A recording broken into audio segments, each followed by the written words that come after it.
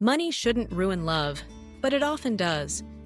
Every family faces this challenge sooner or later. How do you split bills without splitting hearts? If you've ever felt tension at the dinner table when someone asks, "Who's paying for groceries this month?" You're not alone.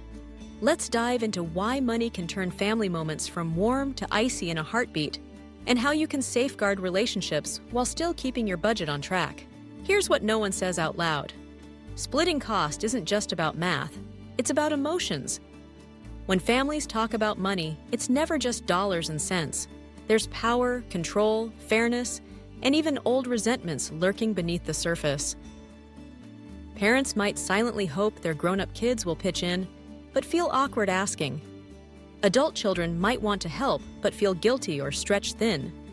Siblings might keep mental scorecards, unintentionally tallying every meal, every bill, every time someone pays or doesn't. When no one talks openly, that financial silence turns into emotional noise, whispered frustrations, passive-aggressive comments, and, sometimes, wounded feelings that last far longer than any unpaid bill. Why does this happen? Family budgeting gets messy because every person carries their own money story. Maybe there's a parent thinking, "I paid for you your whole life, now you owe me." Or an adult child silently struggling, but too afraid or ashamed to admit they can't afford to help. Maybe someone wonders, "If I don't contribute, do I really belong here?" These feelings,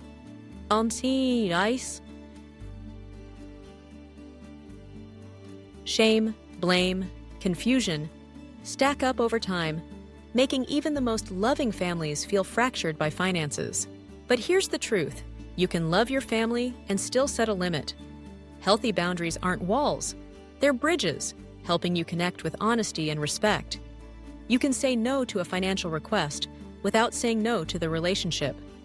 In fact, clear boundaries often make love stronger because no one's carrying secret burdens or hidden resentment.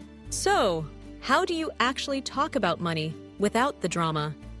Here are 3 practical tips to keep your family's finances and feelings healthy. First, define what's shared and what's personal. Too many arguments start over small stuff: who paid for the last round of groceries, or whether someone's using up more than their fair share. Take time as a family to clarify. What expenses will you split? What's each person's responsibility? Saying, "Let's clarify what's joint and what's individual," can prevent 100 little resentments from piling up. Second, use numbers, not emotions. It's tempting to say, "You never pay for anything," but that instantly puts people on the defensive. Instead, make it about the facts. The rent is $1,000. Can we agree on how to split that? When you stick to numbers, conversations stay grounded and solutions become clearer. Finally, set a monthly check-in. Budgeting isn't one and done. People's situations change, and so do feelings. Scheduling a 10-minute family meeting each month to check in on money matters keeps things proactive, not reactive. It gives everyone a safe space to speak up if things aren't working, and helps you adjust before small issues become big blow-ups.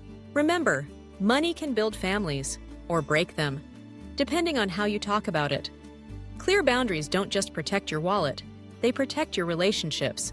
Love isn't about paying endlessly or sacrificing silently. It's about communicating honestly, listening openly, and respecting each other's needs. So, has money ever caused tension in your home? You're definitely not alone. The key is to keep talking, calmly, clearly, and with compassion. Because when it comes to family, the real bottom line is love.